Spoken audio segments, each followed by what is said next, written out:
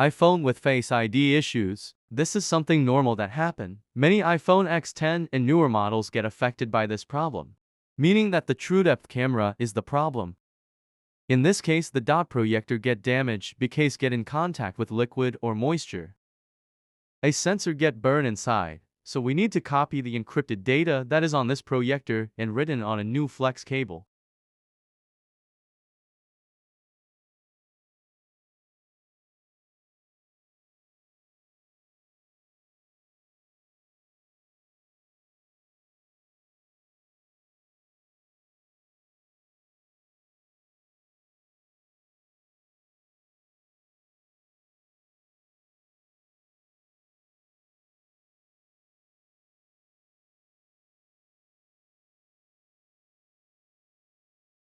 Once all that is done, we test it and now Face ID is back and running.